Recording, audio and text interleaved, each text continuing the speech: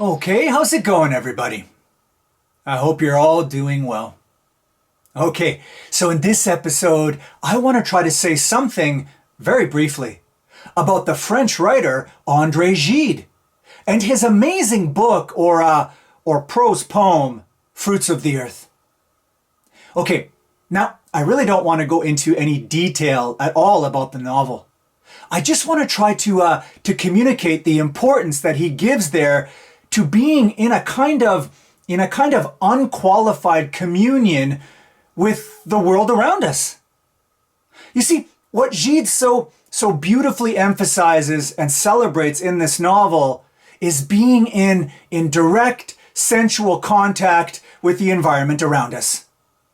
And I say direct here because for Gide, it's unfiltered experience that matters the most. Or to put this all another way, it's the particular or the individual that's most significant, not the universal or the general or the scientific.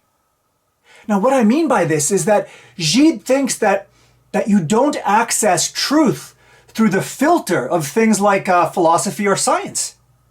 No, when you do that, he thinks, you actually end up distorting and impoverishing the objects of your perception. What it does is it ends up diminishing both the voluptuousness and the variety of reality. Actually, no, this was the French poet Rimbaud's concern too. He thought that the world had become, that it had become enslaved by concepts. No, for Gide, truth and meaning is something that's given in the experience of immediate sensation and in the very individuality of objects. As one commentator put it, for Gide, there's no greater testament to truth than to say, I feel it. Actually, no, in this way, Gide was probably influenced by one of his favorite thinkers, Nietzsche, who said that our senses are the first origin of all credibility and truth. Anyway, the point here is that what Gide is celebrating and trying to communicate to us is something like the incredible, wide-awake experience of phenomena totally free from all presuppositions. Actually, no, this sort of view is why traveling and adventure is so important in the story. As it was for Gide himself, by the way, who traveled extensively throughout parts of northern Africa.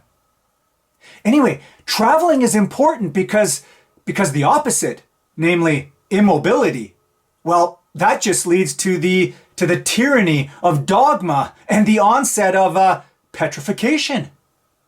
On the other hand, what wandering does is it frees us from the habit of our impositions and returns us to our senses. I mean, when you're a stranger in a strange land, you take nothing for granted, right? You become alive and receptive in a way that the inhabitants are not. There's no longer anything between you and the things around you.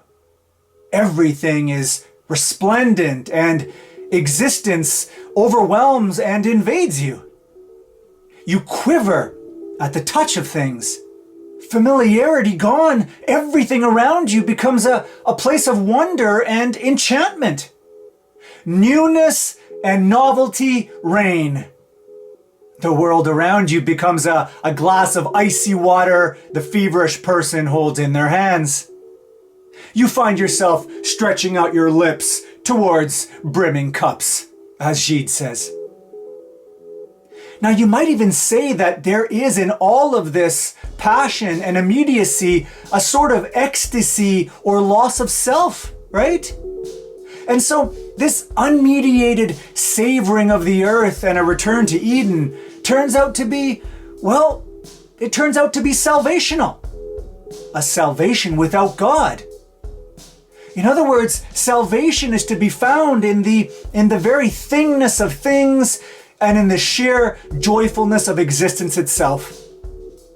It's in the very intoxication of the feel and the sense and the sights of this sun-bedazzled world. Bye for now.